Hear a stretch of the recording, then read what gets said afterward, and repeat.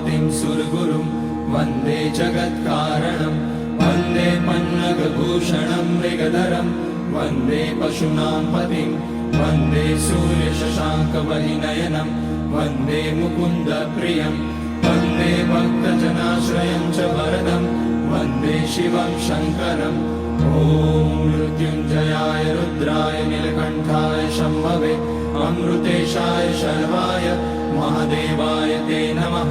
नमस्तेऽस्तु भगवन् विश्वेश्वराय महादेवाय त्र्यम्बकाय त्रिपुरान्तकाय त्रिकाग्निकालाय कालाग्निरुद्राय नीलकण्ठाय मृत्युञ्जयाय सर्वेश्वराय सदाशिवाय श्रीमान् महादेवाय नमः। ॐ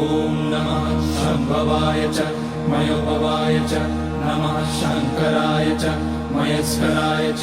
नमः शिवाय च शिवतराय च ॐ